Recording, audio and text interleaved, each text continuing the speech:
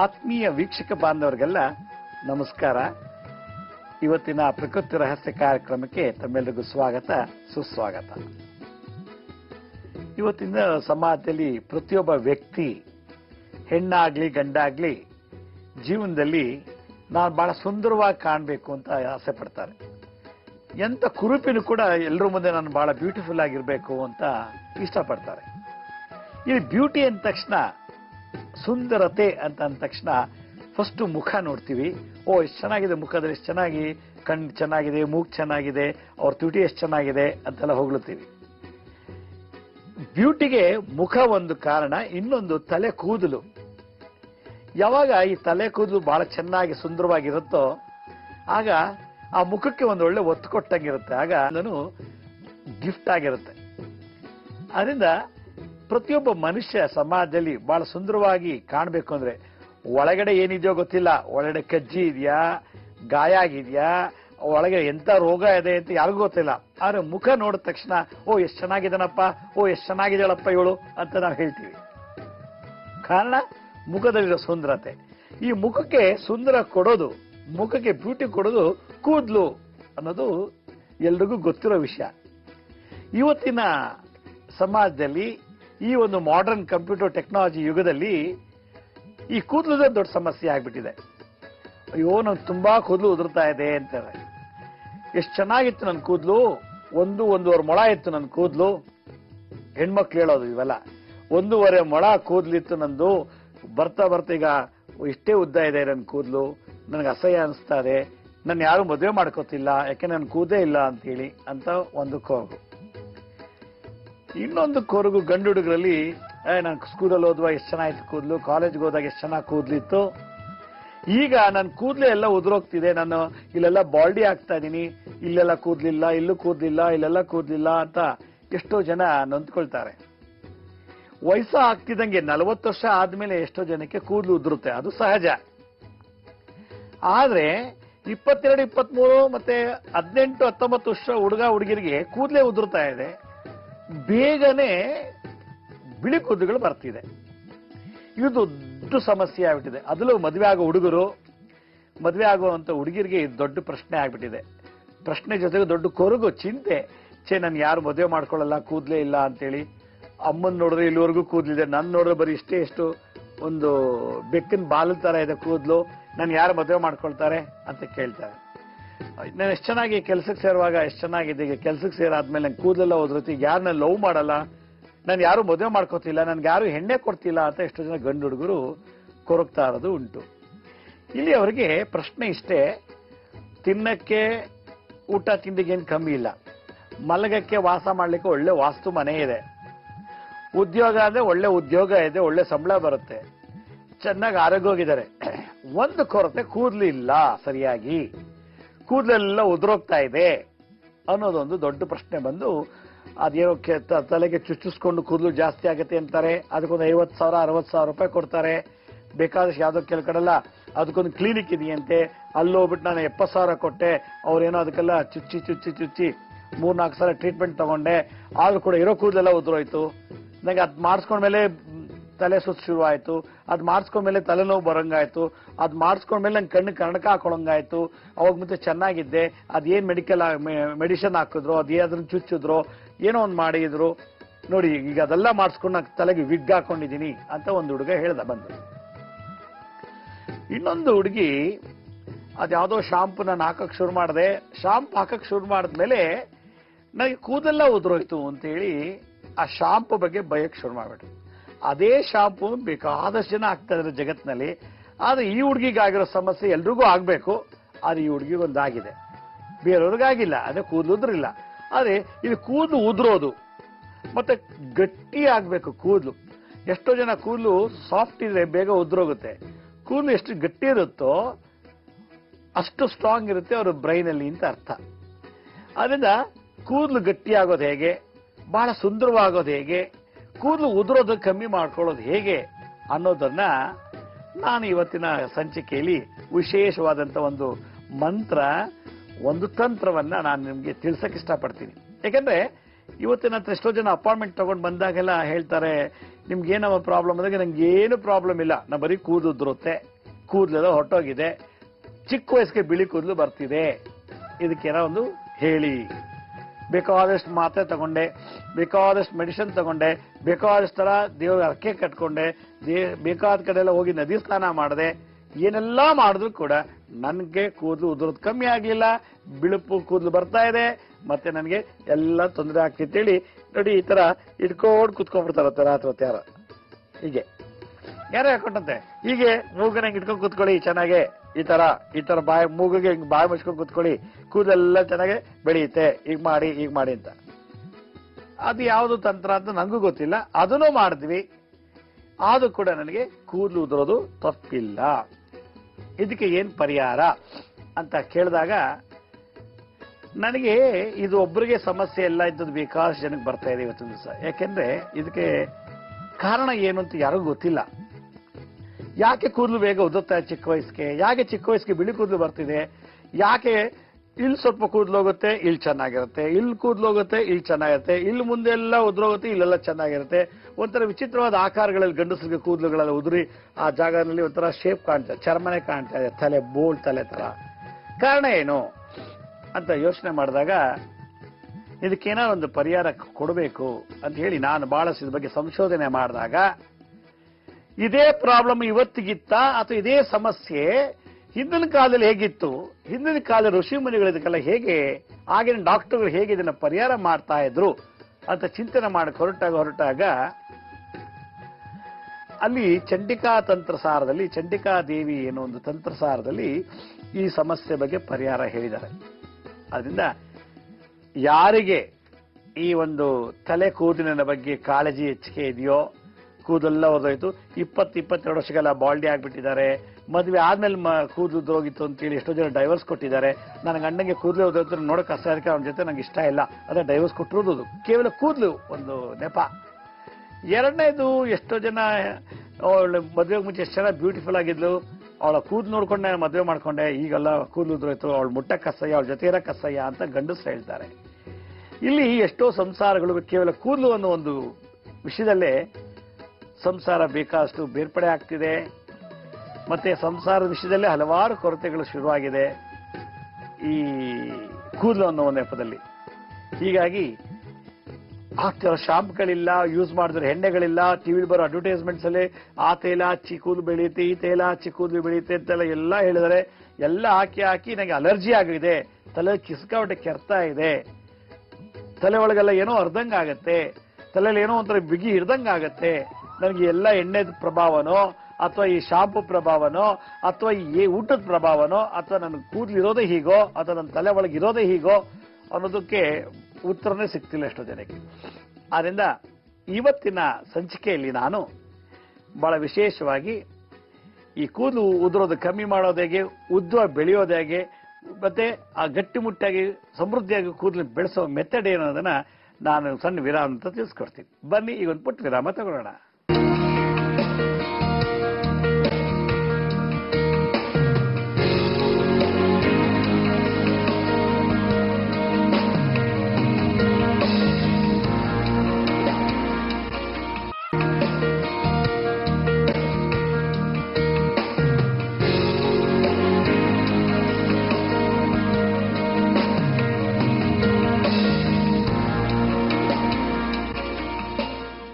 ವಿರಾಮದ ನಂತರ ಮತ್ತೆ ಕಾರ್ಯಕ್ರಮಕ್ಕೆ ಸ್ವಾಗತ.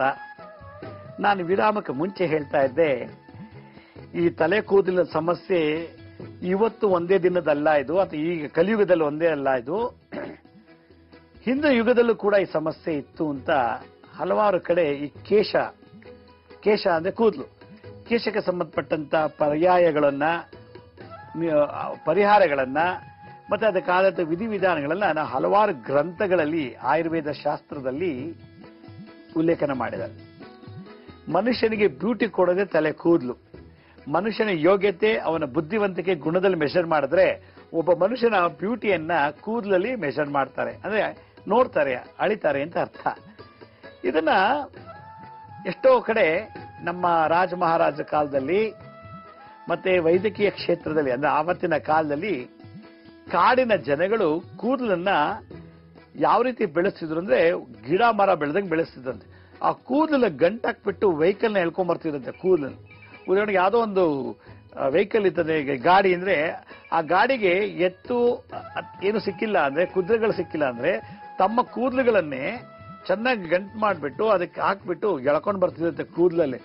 ಅಷ್ಟು ಗಟ್ಟಿ ಇತ್ತಂತೆ ಕೂದಲು. ಹಾಗಿದ್ಮೇಲೆ ಆ ಕೂದಲಿಗೆ ಅಷ್ಟು ಗಟ್ಟಿತನ ಬರಬೇಕು ಅಂದ್ರೆ, ಅಷ್ಟು ಉದ್ದ ಬೆಳಿಬೇಕು ಅಂದ್ರೆ, ಮತ್ತೆ ಅಷ್ಟು ಸಾಫ್ಟ್ ಆಗಿ ಅಂದ್ರೆ ಎಷ್ಟೇ ವಯಸ್ಸಾದ್ರೂ ಕೂಡ ಅದು ಉದುರದೇನೆ ಸಕಾಲಕ್ಕೆ ಬಿಳಿ ಕೂದಲು ಆಗದೇನೆ ಇರಬೇಕು ಅಂದ್ರೆ ಏನು ಊಟ ಮಾಡ್ತಾ ಇದ್ರು, ಏನು ಎಣ್ಣೆ ಯೂಸ್ ಮಾಡ್ತಾ ಇದ್ರು ಅನ್ನೋದನ್ನ ರಿಸರ್ಚ್ ಮಾಡಿದಾಗ ಅಲ್ಲಿ ಗೊತ್ತಾಗತ್ತೆ ತಂತ್ರಸಾರದಲ್ಲಿ ಅದಕ್ಕೆ ಆದಂತ ವಿಶೇಷವಾದಂತ ಮಂತ್ರ, ಒಂದು ತಂತ್ರ ಯೂಸ್ ಮಾಡ್ತಿದ್ರು ಅಂತ ಹೇಳಿ.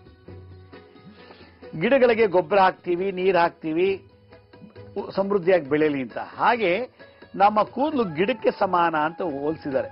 ನಮ್ಮ ಶರೀರದಲ್ಲಿರ್ತಕ್ಕಂಥ ರೋಮಗಳು, ತಲೆ ಕೂದಲು ಇವೆಲ್ಲ ಶರೀರಕ್ಕೆ ಒಂದು ಪ್ರೊಟೆಕ್ಷನ್ ಇದ್ದ ಹಾಗೆ. ಮೂಗಿನಲ್ಲಿ ಕೂದಲಿದ್ರೆ ಮೂಗಿಗೆ ಒಳ್ಳೆ ಪ್ರೊಟೆಕ್ಷನ್, ಕಿವಿ ಮೇಲೆ ಕೂದಲಿದ್ರೆ ಕಿವಿಗೆ ಒಳ್ಳೆ ಪ್ರೊಟೆಕ್ಷನ್, ತಲೆ ಮೇಲೆ ಕೂದಲಿದ್ರೆ ನಮ್ಮ ಬ್ರೈನ್ಗೆ ಒಳ್ಳೆ ಪ್ರೊಟೆಕ್ಷನ್, ಶರೀರದಲ್ಲೆಲ್ಲ ಕೂದಲುಗಳಿದ್ರೆ ಸ್ಕಿನ್ಗೆ ಒಳ್ಳೆ ಪ್ರೊಟೆಕ್ಷನ್ ಅಂತ ಹೇಳಿ ಶಾಸ್ತ್ರದಲ್ಲಿ ಹೇಳ್ತಾರೆ. ಕೆಲವರಿಗೆ ಸ್ಕಿನ್ ಇರೋದಿಲ್ಲ, ಸ್ಕಿನ್ ಮೇಲೆ ಕೂದಲಿರೋದಿಲ್ಲ. ಕೂದಲಿಲ್ಲ ಅಂದ್ರೆ ಆ ಎಪಿಡರ್ಮಿಸ್ ಬೇಗ ಎಫಿಷಿಯನ್ಸಿ ಕಳ್ಕೊಳ್ಳುತ್ತೆ ಅಂತ ಹೇಳ್ತಾರೆ. ಕೂದಲಿದ್ರೆ ಕೂದಲು ಸ್ಕಿನ್ಗೆ ಪ್ರೊಟೆಕ್ಷನ್ ಕೊಡುತ್ತೆ. ಅದರಿಂದ ಕೂದಲು ಶರೀರಕ್ಕೆ ಸೌಂದರ್ಯವನ್ನು ಸೃಷ್ಟಿ ಮಾಡುತ್ತೆ ಅಂತ ಒಂದು ಕಡೆ ಉಲ್ಲೇಖನೆ ಮಾಡ್ತಾರೆ. ಇವತ್ತಿನ ದಿವಸ ನಾವು ತಿನ್ನೋ ಆಹಾರ ಪದಾರ್ಥದಲ್ಲೂ ಕೂಡ ವ್ಯತ್ಯಾಸ ಆಗಿದೆ. ಅಪ್ಪ ಹಂಗೆ ಕೂದಲು ಚೆನ್ನಾಗಿದೆ, ಅಮ್ಮನಿಗೂ ಕೂದಲು ಚೆನ್ನಾಗಿದೆ, ಮಗನ್ ನೋಡಿದ್ರೆ ಬಾಲ್ಡಿ. ಹಾಗೆ ನೋಡ್ತಾ ಹೋದ್ರೆ ಅವ್ರ ಅಜ್ಜನೂ ಚೆನ್ನಾಗಿದ್ದ, ಫೋಟೋದಲ್ಲಿ ಅವ್ರ ಅಜ್ಜನ ಫೋಟೋ ನೋಡೋ ಅಜ್ಜನಿಗೆ ಬಹಳ ಕೂದಲಿತ್ತು, ಅಜ್ಜಿಗೂ ತಲೆ ತುಂಬಾ ಕೂದಲಿದೆ, ಆದ್ರೆ ಮೊಮ್ಮಗನಿಗೆ ಕೂದಲಿಲ್ಲ. ಈ ಕಡೆ ತಾಯಿ ಸಂಬಂಧದಲ್ಲಿ ನೋಡಿದಾಗ ತಾಯಿಗೂ ಕೂಡ ತಂದೆಗೂ ಕೂಡ ಒಳ್ಳೆ ಕೂದಲಿದೆ, ಅವ್ರ ವಂಶ ಎಲ್ಲ ಚೆನ್ನಾಗಿ ಕೂದಲಿದೆ, ಮಗಳು ನೋಡಿದ್ರೆ ಕೂದಲೇ ಇಲ್ಲ, ಕೂದಲೇ ಉದುರೋಗ್ತಾರೆ. ಅವಳಿಗೆ ಬಾಚೋ ಅವಶ್ಯಕತೆ ಇಲ್ಲ. ಈಗಿನ ಕಾಲದ ಹುಡುಗಿರು ಏನ್ ಮಾಡಿದ್ದಾರೆ, ಕೂದಲು ಯಾವಾಗ ಚಿಕ್ತಾ ಇತ್ತು ಬಾಬ್ ಕಟ್ ಮಾಡಿಸ್ಕೊಂಡ್ಬಿಡ್ತಾ ಇದಾರೆ. ಯಾಕಂದ್ರೆ ಉದ್ದ ಇಲ್ವಲ್ಲ, ಉದ್ದ ಇಲ್ಲ ಅಂದ್ರೆ ನೋಡಕ್ ಚೆನ್ನಾಗಿಲ್ಲ ಅಂದ್ಬಿಟ್ಟು ಗಂಡು ಹುಡುಗರ ತರ ಬಾಬ್ ಕಟ್ ಮಾಡಿಸ್ಕೊಂಡ್ಬಿಟ್ಟಿದ್ದಾರೆ. ಕಾರಣ ಕೂದಲು ಅಳತೆ ಸೈಜ್ ಕಮ್ಮಿ ಆಗ್ತಿದೆ ಅಂತ ಹೇಳಿ.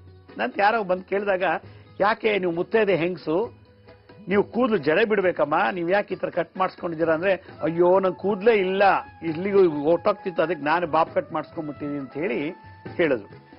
ಯಾವಾಗ ಮುತ್ತೈದೆ ಸ್ತ್ರೀ ತನ್ನ ಕೇಶ ಮರ್ದನ ಮಾಡ್ತಾರೋ, ಕೇಶ ಅಂದ್ರೆ ಕೂದಲು, ಅದನ್ನ ಮರ್ದನ ಅಂದ್ರೆ ಕಟ್ ಮಾಡೋದು, ಯಾವಾಗ ಅದನ್ನ ನಾವು ಕಟ್ ಮಾಡ್ತೀವೋ ಆಗ ಅಂತ ಸ್ತ್ರೀಯರ ದರ್ಶನ, ಅಂತ ಸ್ತ್ರೀಗೆ ಕುಂಕುಮ ಕೊಡೋದು, ಅಂತ ಸ್ತ್ರೀಯರು ಕರೆದು ಪೂಜಿಸೋದು, ಗೌರವಿಸೋದು ತಪ್ಪು ಅಂತ ಶಾಸ್ತ್ರದಲ್ಲಿದೆ. ಗಂಡಸಿಗೆ ಮಾತ್ರ ಏರ್ ಕಟ್ಟಿಂಗ್ ಮಾಡಿಸ್ಬೇಕು, ಹೆಂಗಸರು ಮಾಡೋಂಗಿಲ್ಲ ಅಂತ.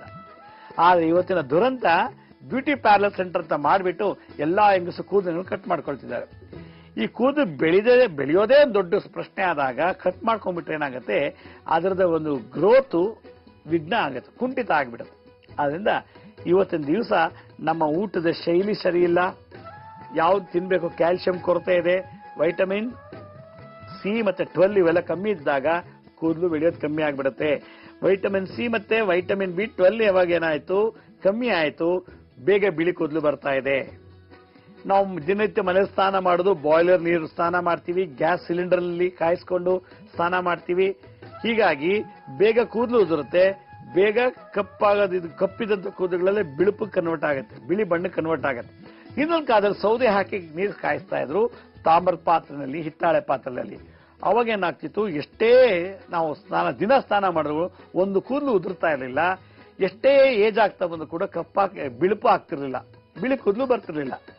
ಇದಕ್ಕೆಲ್ಲ ಕಾರಣ ಇವತ್ತಿನ ನಾವು ಗ್ಯಾಸ್ ಸಿಲಿಂಡರ್ ಸ್ನಾನ, ಎಲೆಕ್ಟ್ರಿಕಲ್ ಮಾಡ್ತಾ ಇರೋ ಸ್ನಾನ, ಇದೆಲ್ಲಕ್ಕಿಂತ ಹೆಚ್ಚಾಗಿ ನಾವು ಹಲವಾರು ಕಂಪ್ನಿಗಳನ್ನು ಯೂಸ್ ಮಾಡುವಂತ ಈ ಒಂದು ಏರ್ ಶಾಂಪುಗಳು ಹಾಕೊಂಡು, ಕೆಲವು ಬ್ಲಡ್ ಗ್ರೂಪ್ಗೆ ಕೆಲವು ಶಾಂಪುಗಳು ಆಗಿ ಬರೋದಿಲ್ಲ.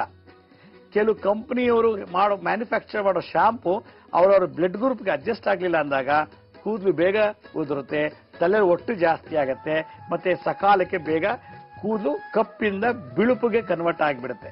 ಅದರಿಂದ ಯಾವಾಗ ನಾವು ಈ ಭೋಜನ ಅಂದ್ರೆ ಊಟ ಮಾಡೋ ತಿಂಡಿ ಪದಾರ್ಥಗಳ ಶೈಲಿ ಮಿಸ್ ಆಯ್ತು, ನಿದ್ದೆ ಕಮ್ಮಿ ಆದ್ರೆ ಕೂದಲು ಉದುರುತ್ತೆ, ನಿದ್ದೆ ಕಮ್ಮಿ ಆದಷ್ಟು ಬಿಳು ಕೂದಲು ಜಾಸ್ತಿ ಆಗತ್ತೆ ಅಂತ ನನ್ನ ಒಂದು ಅನುಭವ. 3, ನಾವು ಹೆಚ್ಚಿಗೆ ಯಾರು ಮಾಂಸ ತಿಂತಾರೋ ಅವ್ರಿಗೆ ಹೆಚ್ಚಿಗೆ ಬಿಳಿ ಕೂದಲು ಬೇಗ ಬರ್ತಾ ಇದೆ, ಬೇಗ ಕೂದಲು ಉದುರುತ್ತೆ. ಯಾಕೆಂದ್ರೆ ಆ ಫ್ಯಾಟ್ ಕೊಲೆಸ್ಟ್ರಾಲ್ ಕಂಟೆಂಟ್ ಕೂಡ ಕೂದಲಿಗೆ ಡಿಸ್ಟರ್ಬ್ ಮಾಡುತ್ತೆ ಅಂತ ಒಂದು ಕಡೆ ರಿಸಲ್ಟ್ ಸಿಗ್ತಾ ಇದೆ. ಇದೆಲ್ಲಕ್ಕಿಂತ ಹೆಚ್ಚಾಗಿ ನಾವು ಸ್ನಾನ ಮಾಡುವಾಗ ಹಾಕೋ ಶಾಂಪು ಇದೆಯಲ್ಲ, ಚೆನ್ನಾಗಿ ತೊಳಿಬೇಕು. ಚೆನ್ನಾಗಿ ಮೇಲೆಲ್ಲ ತೊಳೆದ್ಬಿಟ್ಟು ಬುಡಭಾಗದಲ್ಲಿ ಏನಾದ್ರು ಅದು ಹಂಗೆ ಉಳ್ಕೊಂಡ್ಬಿಟ್ರೆ ಶಾಂಪು, ಏರ್ ಶಾಂಪು, ಅವಾಗ ಏನಾಗುತ್ತೆ, ಅದು ಬಿಸಿಲಿಗೆ ಒಣಗಿ ನಾವು ಹೊರಗಡೆ ವಾಕಿಂಗ್ ಹೋದಾಗ ಅಥವಾ ಬಿಸಿಲು ಕೆಲಸ ಮಾಡುವಾಗ ಅಥವಾ AC ರೂಮಲ್ಲಿ ಕೂತ್ಕೊಂಡು ಕೆಲಸ ಮಾಡುವಾಗ ಆ ಶಾಂಪುಗೆಲ್ಲ ಪಾಚಿ ಕಟ್ಕೊಳ್ಳೋಕೆ ಶುರು ಆಗತ್ತಂತೆ. ಅದರಿಂದ ಅದು ಏನ್ ಮಾಡುತ್ತೆ, ಸ್ಕಿನ್ಗೆ ಇನ್ಫೆಕ್ಷನ್ ಕೊಡೋಕೆ ಶುರು ಮಾಡುತ್ತೆ. ಇದು ಒಂದು ದೊಡ್ಡ ರಿಸರ್ಚ್ ಅಲ್ಲಿ ಬಂದಿರುವಂತ ವಿಶೇಷವಾದ ಮಾಹಿತಿ. ಹಿಂದಿನ ಕಾಲದಲ್ಲಿ ಇದಕ್ಕೋಸ್ಕರನೇ ಶಾಂಪು ಯೂಸ್ ಮಾಡದೆ ಸೀಗೆಕಾಯಿ ಯೂಸ್ ಮಾಡ್ತಾರೆ. ಸೀಗೆಕಾಯಿ ಆಯುರ್ವೇದ, ಅದನ್ನ ತಲೆಗೆ ಹಾಕೊಂಡು ಸ್ನಾನ ಮಾಡೋದ್ರಿಂದ ತಂಪು, ನಿದ್ದೆ ಚೆನ್ನಾಗಿ ಬರ್ತಾ ಇತ್ತು.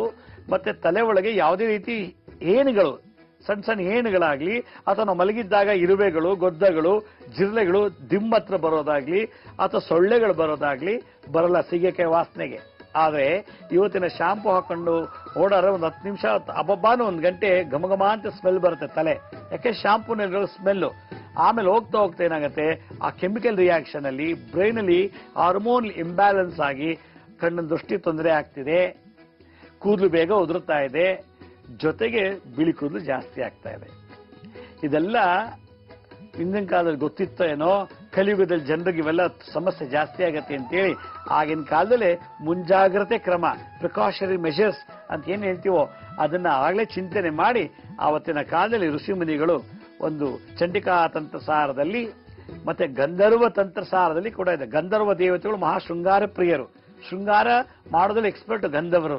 ಆ ಗಂಧರ್ವ ತಂತ್ರಸಾರದಲ್ಲಿ ಕಿರೀಟ ಹೇಗೆ ಹಾಕೋಬೇಕು, ಕರ್ಣಕುಂಡಲ ಓಲೆ ಹೇಗೆ ಹಾಕಬೇಕು, ನೆಕ್ಲೆಸ್ಗಳು ಹೇಗೆ ಹಾಕಬೇಕು, ಆಭರಣ ಧಾರಣೆ ಹೇಗೆ ಮಾಡಬೇಕು, ತಲೆ ಕೂದಲು ಹೇಗೆ ಬಾಚಬೇಕು, ತಲೆ ಕೂದಲಿಗೆ ಯಾವ ಎಣ್ಣೆ ಹಾಕಬೇಕು, ಯಾವ ಎಣ್ಣೆ ಹಾಕಿದಾಗ ಏನ್ ಮಂತ್ರ ಹೇಳಬೇಕು ಅನ್ನೋದೆಲ್ಲ ಈ ಗಂಧರ್ವ ತಂತ್ರಸಾರದಲ್ಲಿ ಕೇಶಕ್ಕೆ ಸಂಬಂಧಪಟ್ಟಂತದ್ದು, ಕೂದಲಿಗೆ ಸಂಬಂಧಪಟ್ಟಂತ ವಿಶೇಷವಾದಂತ ಮಾಹಿತಿಯನ್ನ ಈ ತಂತ್ರಸಾರದಲ್ಲಿ ಹೇಳಿದ್ದಾರೆ. ಹಾಗಾದ್ರೆ ಆ ಬಿಳಿ ಕೂದಲು ತಪ್ಸೋದೇಗೆ, ಕೂದಲು ಉದ್ದಾಗೋದೇಗೆ, ಗಟ್ಟಿ ಆಗೋದೇಗೆ ಅನ್ನೋದನ್ನ ತಂತ್ರ ಮಂತ್ರನ ಏನ್ ಹೇಳಿದ್ರು ಗಂಧರ್ವ ತಂತ್ರ ಸಾಧನೆ ಅನ್ನೋದನ್ನ ನಾನು ಸಣ್ಣ ವಿರಾಮ ಅಂತ ತಿಳಿಸ್ಕೊಡ್ತೀನಿ. ಬನ್ನಿ ಈ ಒಂದು ಪುಟ್ಟ ವಿರಾಮ ತಗೊಳ್ಳೋಣ.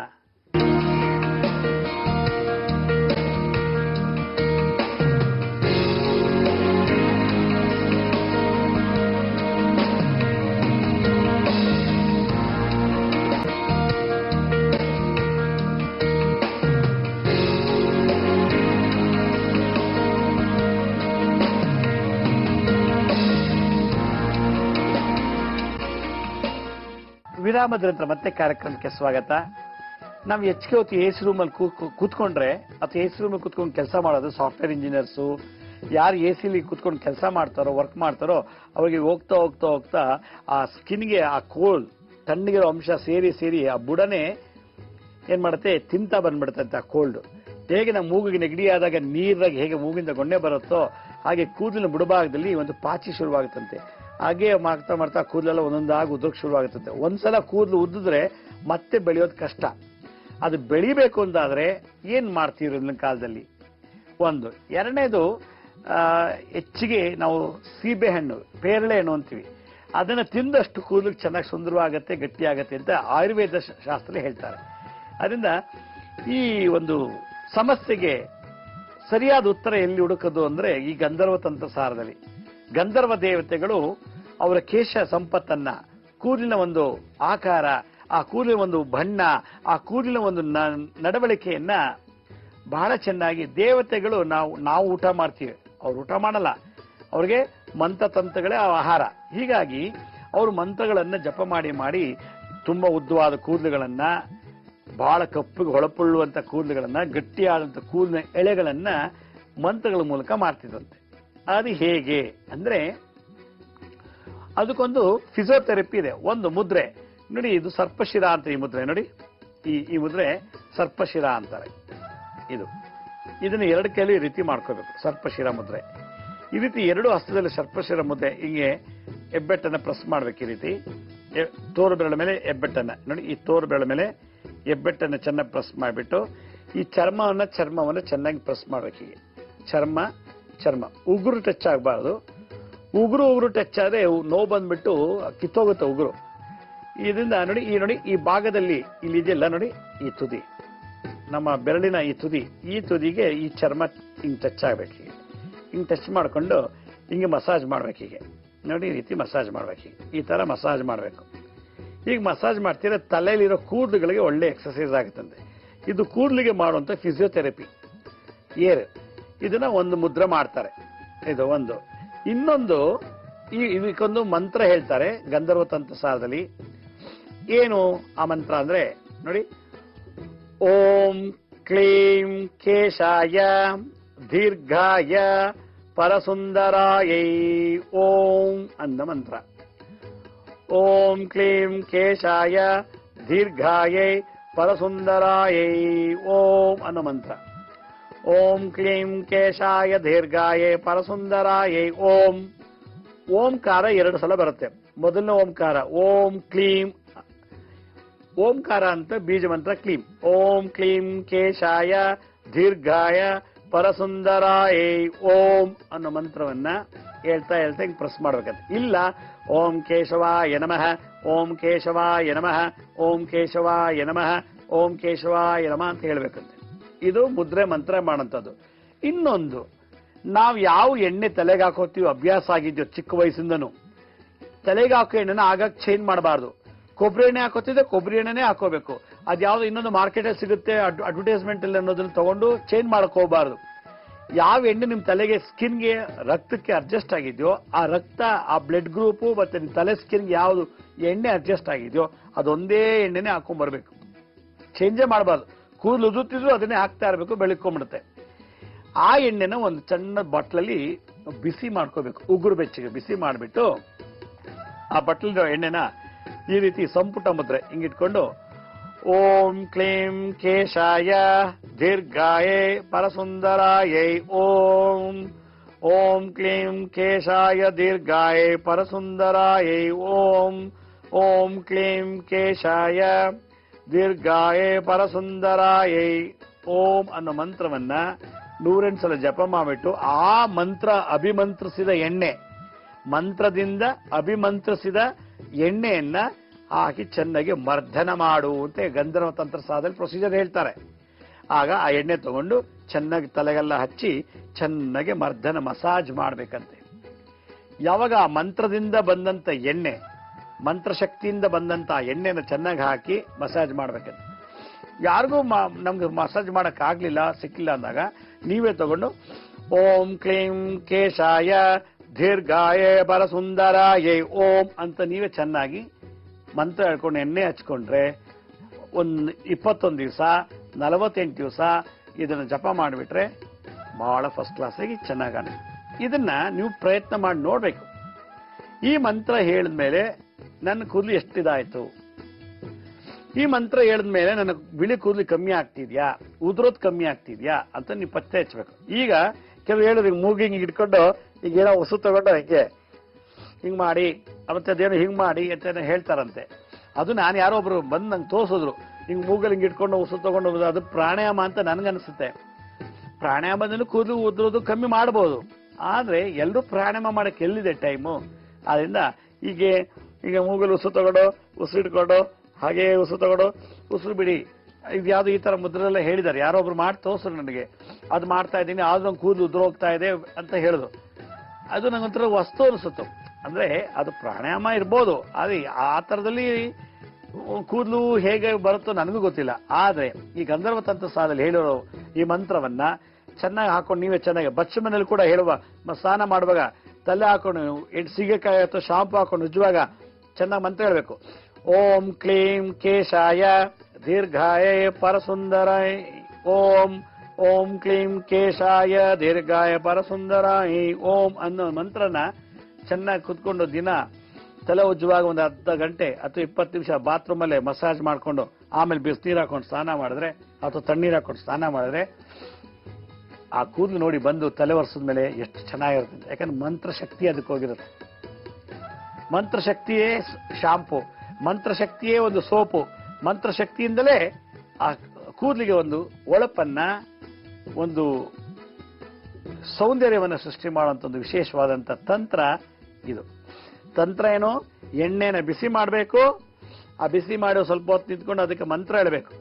ಓಂ ಕ್ಲೀಂ ಕೇಶಾಯ ದೀರ್ಘಾಯ ಪರಸುಂದರಾಯ ಓಂ, ಓಂ ಕ್ಲೀಂ ಕೇಶಾಯ ದೀರ್ಘಾಯ ಪರಸುಂದರಾಯ ಓಂ, ಓಂ ಕ್ಲೀಂ ಕೇಶಾಯ ದೀರ್ಘಾಯ ಪರಸುಂದರಾಯ ಓಂ ಅನ್ನೋ ಮಂತ್ರ ಹೇಳಿಬಿಟ್ಟು, ಆ ಮಂತ್ರ ಹೇಳಿದ ನಂತರ ಅದರ ತಲೆಗೆ ಲೇಪನ ಮಾಡದೆ ಹಚ್ಕೊಂಡ್ರೆ, ಆಮೇಲೆ ಹಚ್ಬಿಟ್ಟು ಮರ್ದನ ಮಾಡಿದ್ರೆ ಎಂಥ ನೋವು ಹೋಗುತ್ತೆ, ತಲೆನೋವು.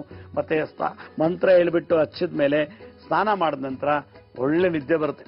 ಇನ್ಸೋಮಿಯಾ ಅಂದ್ರೆ ನಿದ್ರಾಹೀನತೆ, ಅದನ್ನ ಈ ಮಂತ್ರದಿಂದ ಹಚ್ಚಿದ ಎಣ್ಣೆಯಿಂದ ತೆಗಿಬಹುದು. ಇದು ತಂತ್ರ ಒಂದು. ಇನ್ನೊಂದು, ಈ ತಾಂತ್ರಿಕ ಪದ್ಧತಿನಲ್ಲಿ ಯಾರಿಗೆ ತಲೆ ಕೂದಲು ಉದುರ್ತಾ ಇದೆಯೋ ಅವ್ರು ಇಷ್ಟವಾದಂತ ಹರಳೆ ಎಣ್ಣೆ ಇಲ್ಲ ಕೊಬ್ಬರಿ ಎಣ್ಣೆ ಅದನ್ನ ಜಪ್ಪಿಸ್ಬಿಟ್ಟು ಆ ಎಣ್ಣೆಯನ್ನ ತಗೊಂಡೋಗ್ಬಿಟ್ಟು ಯಾವ್ದಾದ್ರು ಬಿಸಿಲಲ್ಲಿ ಸ್ಥಾಪನೆ ಮಾಡಿರತಕ್ಕಂತ ದೇವತೆಗಳಿಗೆ ಹಚ್ಚಬೇಕಂತೆ. ಈಗ ಬಿಸಿಲು ಮಾರಮ್ಮ, ಕಬ್ಬಾಳಮ್ಮ, ಪಟ್ಲದಮ್ಮ, ಹೀಗೆ ಕೆಲವು ಹಳ್ಳಿ ದೇವತೆಗಳು, ಗ್ರಾಮ ದೇವತೆಗಳು ಬಿಸಿಲಲ್ಲಿ ಅದನ್ನ ಇಟ್ಟಿರ್ತಾರೆ. ಆ ದೇವರಿಗೆ ಅದನ್ನ ಲೇಪನ ಮಾಡಿಬಿಟ್ರೆ ಕೂದಲಲ್ಲಿ ಪ್ರಾಬ್ಲಮ್ ಸಾಲ್ವ್ ಆಗುತ್ತೆ ಅಂತ ತಂತ್ರಸಾರದಲ್ಲಿ ಹೇಳ್ತಾರೆ. ಅದರಿಂದ ಯಾರು ಇದನ್ನ ಮಾಡ್ತಾರೋ ಈ ಒಂದು ಸಮಸ್ಯೆ ನಿವಾರಣೆ ಆಗತ್ತೆ ಅಂತ ಹೇಳ್ತಾ ಇವತ್ತಿನ ಈ ಒಂದು ಸಂಚಿಕೆಯನ್ನು ಮುಗಿಸ್ತಾ ಇದ್ದೀನಿ. ಇದೇ ರೀತಿ ನಾಳೆ ಸಂಚಿಕೆಯಲ್ಲಿ ಈ ಹೊಟ್ಟೆ ದಪ್ಪ ಇದ್ದರೆ ಹೇಗೆ ಹೊಟ್ಟೆ ಸಣ್ಣ ಮಾಡ್ಕೊಳ್ಳೋದು, ತೂಕ ಹೆಂಗ್ ಕಮ್ಮಿ ಮಾಡ್ಕೊಳ್ಳೋದು ಅನ್ನೋದ್ರ ಬಗ್ಗೆ ತಿಳಿಸ್ತೀನಿ. ಅಲ್ಲಿವರೆಗೂ ನನ್ನ ನಮಸ್ಕಾರ. ಸಾಯಿರಾಮ್.